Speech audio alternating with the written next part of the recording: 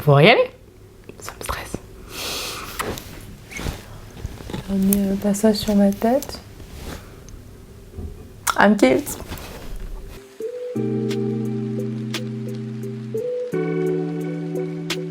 Salutations moussaillons, j'espère que vous allez bien. Moi ça va, bienvenue dans cette nouvelle vidéo. Le format est un peu différent. On va juste s'asseoir et parler, enfin c'est surtout moi qui vais parler et vous allez écouter la base. Ce qui va se passer, c'est que je vais prendre toutes les questions que vous m'avez posées. D'ailleurs, vous avez vraiment beaucoup joué le jeu, ça fait trop plaisir. Je regardais, bon, j'ai tout mis dans mes notes, hein. J'ai pas laissé en format question Instagram. L'idée, c'est pas que la vidéo dure 1000 ans, mais j'aimerais quand même bien parcourir toutes les questions et répondre à ces questions de manière vraiment détaillée, en tout cas le plus détaillée que je peux. Comme ça, vous avez toutes les réponses et moi, ça me permet aussi de me présenter, de vous dire un peu qui je suis, d'où je viens, où je vais, etc. Et comme ça, on part tous sur de bonnes bases. Première question, comment ça va? En fait, je trouve qu'on ne pose pas assez souvent cette question. Moi, je la pose tout le temps et on se la pose tout le temps, mais on n'attend pas vraiment la réponse de l'autre. Donc, je trouve ça très cool d'avoir reçu cette question. Et je vais bien. Je vais bien. Je suis débordée, je suis fatiguée. Franchement, YouTube, c'est pas pour les gens faibles. C'est pas pour les... c'est pas pour les faibles. Créer du contenu, là, si t'as pas le mental, c'est pas pour les faibles. Surtout quand on a un job à plein temps, un mémoire à écrire. D'ailleurs, je suis en retard pour changer. Et qu'on veut créer du contenu. Franchement, c'est beaucoup. Et en ce moment, j'ai beaucoup de choses à faire. Je cours partout. Je me sens débordée. Et comme j'ai dit dans la vidéo précédente, submergée. Mais je vais bien. Donc, ça va. C'est le plus important. Tu viens d'où? Je ne sais jamais comment répondre à cette question. Parce que je ne sais pas si c'est tu viens d'où dans le genre, c'est quoi ton origine? Ou tu viens d'où? C'est quoi ta nationalité? Donc, je vais répondre dans les deux sens. De mon origine, je suis camerounaise. Mes deux parents sont camerounais. Donc, maman est camerounaise. Papa est camerounais, donc vraiment 100% du pays des gens intelligents. Et niveau nationalité, je suis suissesse. Je viens de Genève, j'ai toujours vécu à Genève. Donc tout ce que je connais dans ma vie, c'est Genève. Non, j'exagère, mais en tout cas, je suis genevoise. Je suis genevois, ça se voit peut-être pas, mais ça s'entend à mon accent. Voilà, donc tous les genevois... on est ensemble les gars et en plus en ce moment je filme cette vidéo à Genève, ce qui est finalement génial. Quel est ton parcours scolaire? Waouh! Vous voulez me tirer dessus genre. Vous voulez me tirer dessus. Le parcours il est chaotique les gars, chaotique. En gros j'ai fait tout, l'école obligatoire quoi, parce que c'est obligatoire et que j'ai pas le choix. Ensuite j'ai fait le collège, j'ai eu une maturité en économie et en droit au collège Madame de Staël d'ailleurs. Si j'ai des profs qui passent ici, j'aimais beaucoup Madame Matet, ma prof de français. Je crois que j'ai jamais eu une prof meilleure que celle-là de toute ma vie. Vraiment une prof exceptionnelle, une pédagogie de dingue. Ensuite, j'ai enchaîné avec des études à l'université de Genève. À l'Uni, ça a tourné un peu dans beaucoup de sens parce que j'ai fait des études en droit général niveau bachelor. J'ai fait des études en économie et management niveau bachelor. Et puis un jour, je me suis dit, ni l'économie et le management, ni le droit général ne m'intéressent.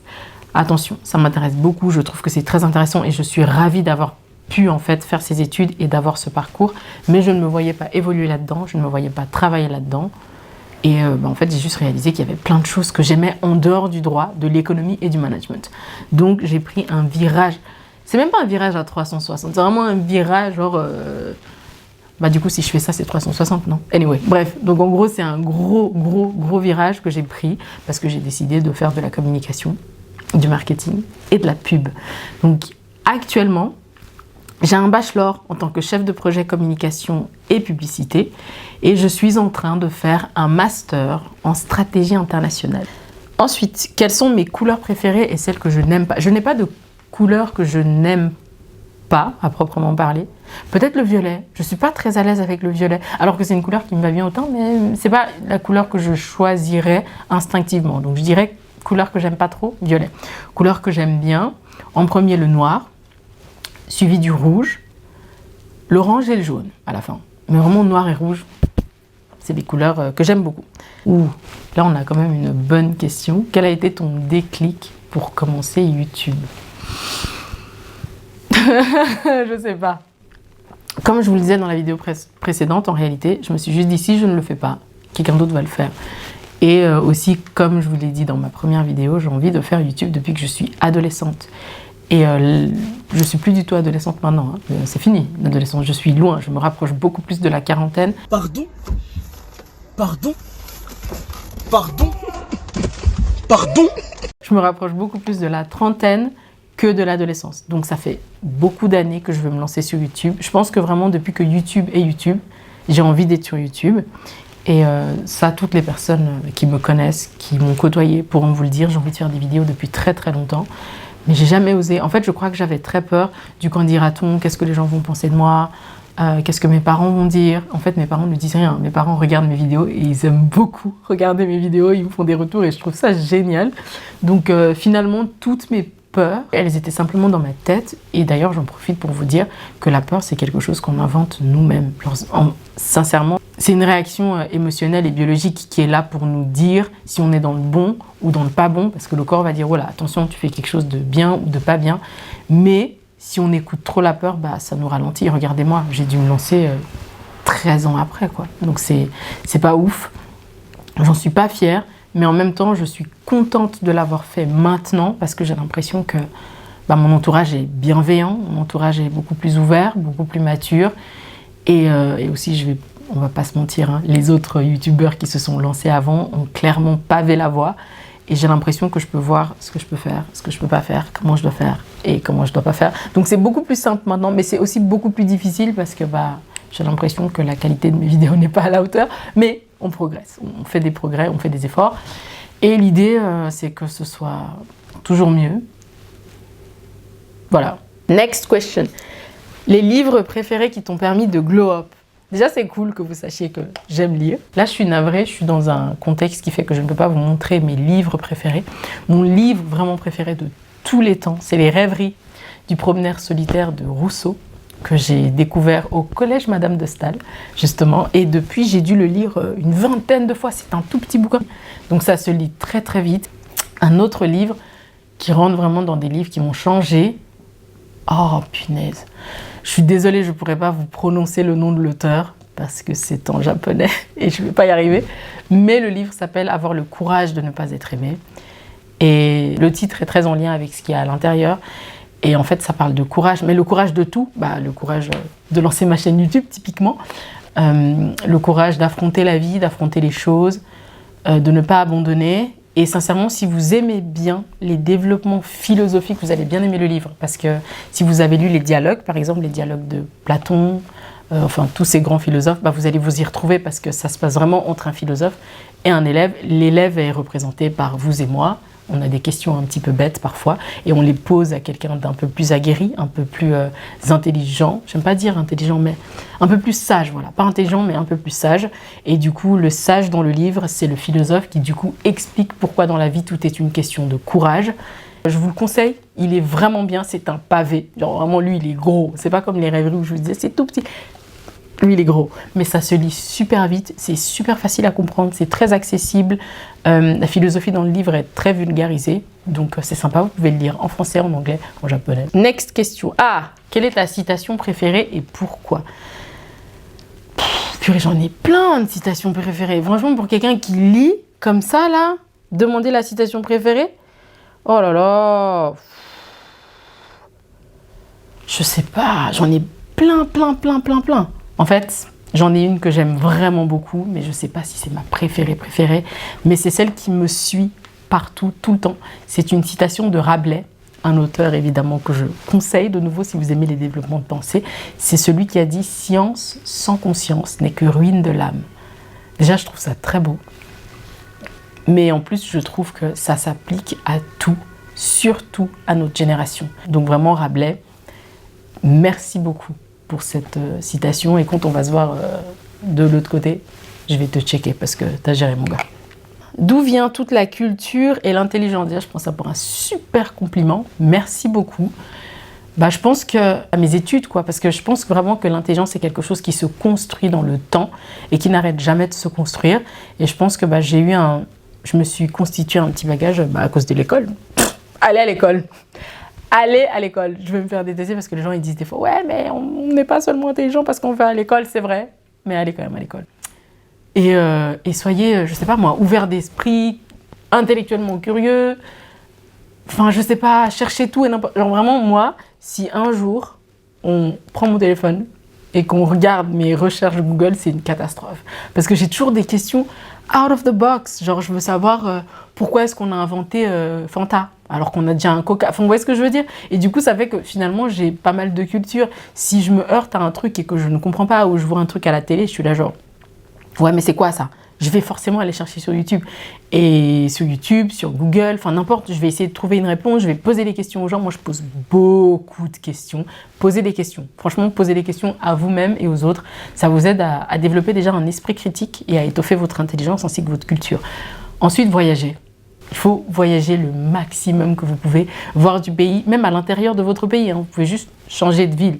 Parce que déjà, si on prend juste la France, si vous partez de Paris, là, Paris c'est le ghetto, et vous allez genre à Nice, c'est déjà plus la même chose. Hein. Les gens sont déjà un peu plus sympas, un peu plus chill, un peu plus calmes. Du coup, vous voyez bien la différence et ça participe finalement à votre culture aussi. En fait, tout ce que vous pouvez faire qui vous pousse à vous questionner vous apporte à la fois de l'intelligence et de la culture.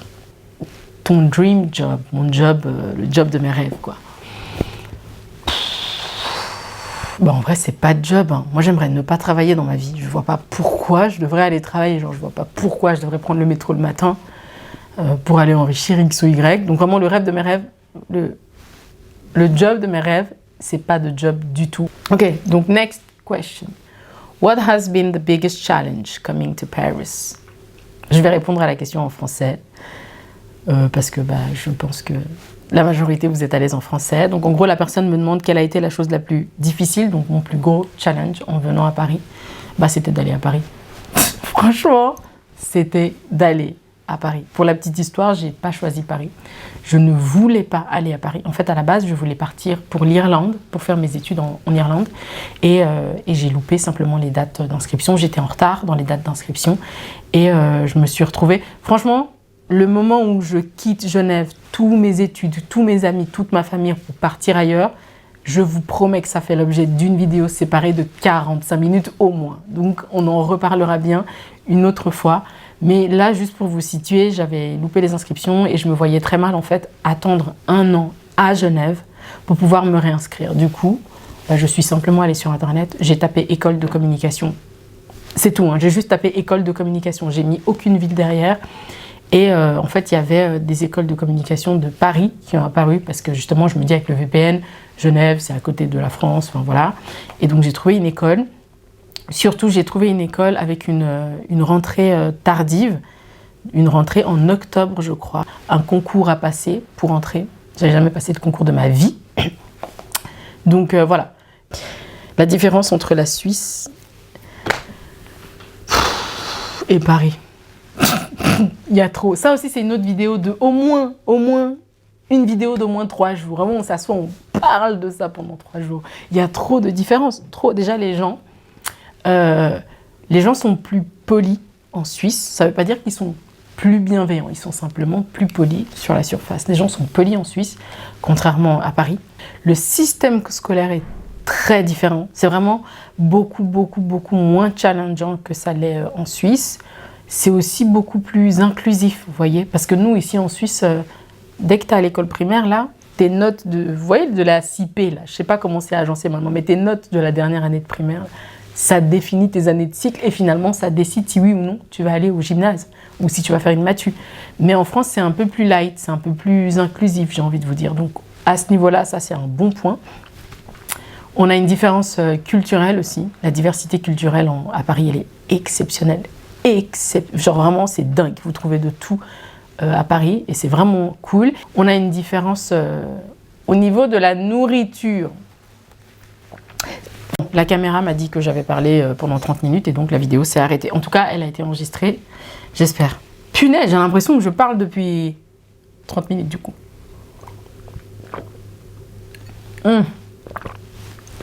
Oh waouh.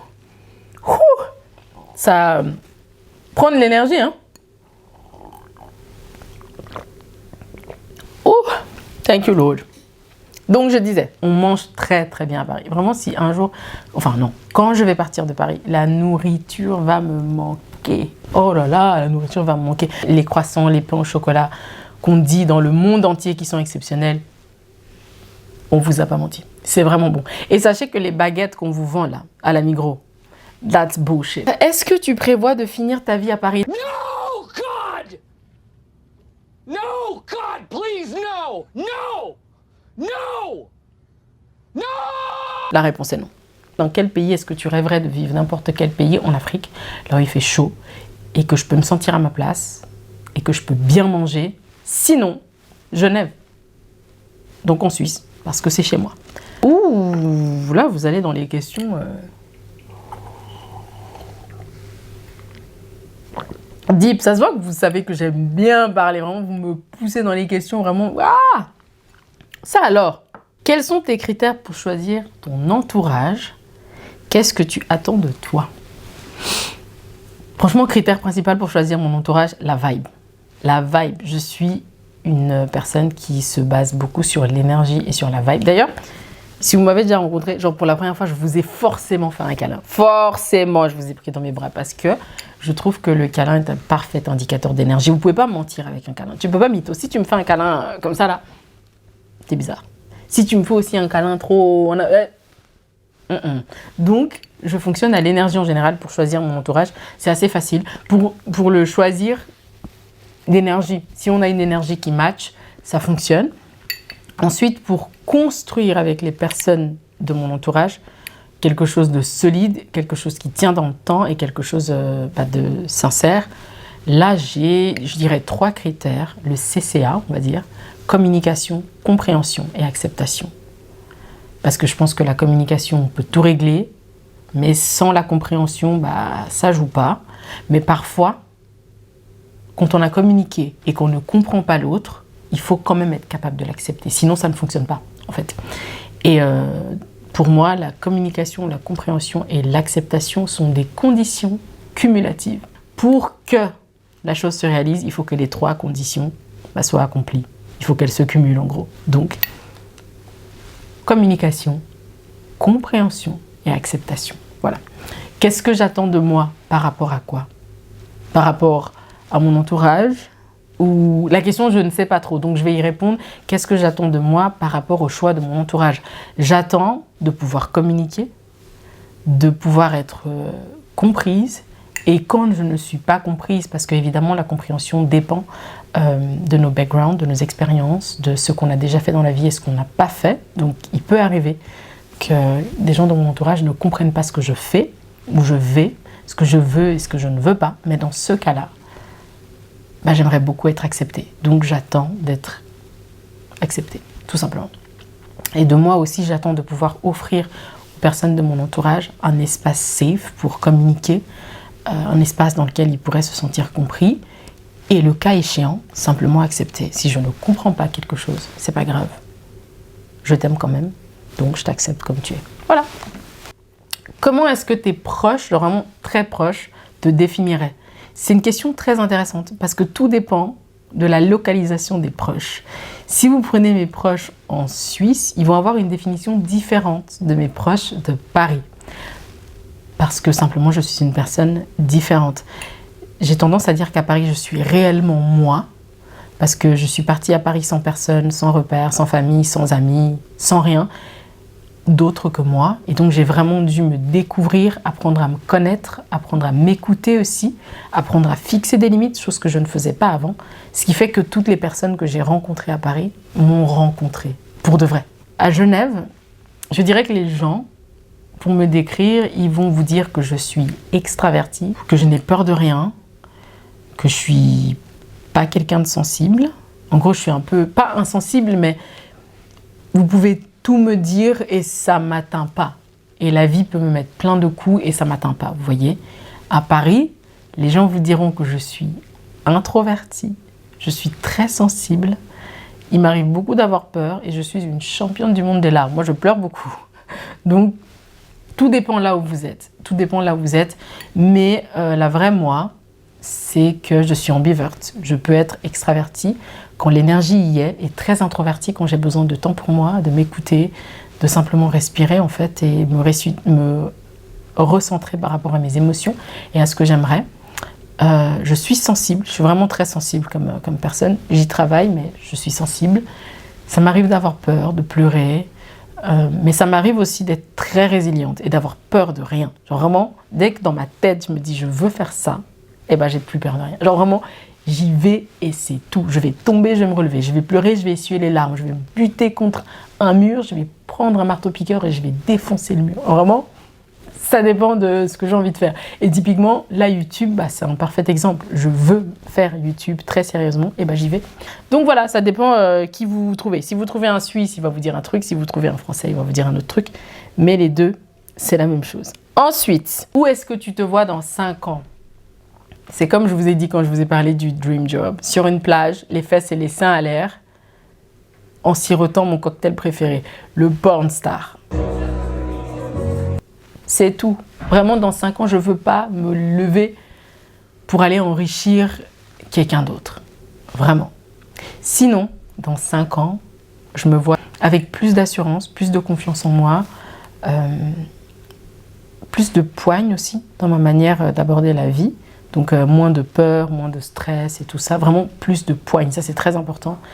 Et aussi plus de tolérance, une meilleure ouverture d'esprit, une meilleure capacité d'acceptation et de compréhension de l'autre. En fait, j'aimerais juste être plus sensible et plus attentive. Ça paraît très bateau et gnangnan, mais je vous promets que j'aimerais beaucoup être un peu plus impliquée dans les faits sociétaux que je ne le suis maintenant dans 5 ans et faire preuve d'ouverture d'esprit, de sensibilité, de compréhension et d'acceptation. Dernière question. Enfin, purée, j'ai cru que ça finirait jamais. En plus, j'ai la dalle. Quel conseil la Andy d'aujourd'hui donnerait à Andy de 18 ans fraîchement majeur? Waouh! Fais confiance à ton instinct. Économise. Et sois toi-même. Voilà. Écoutez, c'est tout. C'est tout, on l'a fait. J'espère que le format vous a plu. Dites-le moi en commentaire. En fait, à chaque fois, je vous dis de le mettre en commentaire et vous venez m'écrire en Insta privé. En fait, comment vous voulez que je sois une star de YouTube si vous me faites ce genre de choses? Vous savez que l'algorithme regarde les commentaires YouTube. Laissez les commentaires, même si c'est des commentaires négatifs. Ça va m'aider à m'améliorer, ça va m'aider à faire mieux. Donc, laissez-les dans les commentaires. Et j'irai regarder. Vraiment, je vais tout lire, tout noter de manière très assidue et on va faire des progrès ensemble. N'hésitez pas à me le dire. Il me reste plus qu'à vous souhaiter un bonsoir à tous et à toutes et particulièrement à vous qui, comme je viens de le dire, faites confiance à votre instinct, faites des économies et êtes vous-même. Ciao!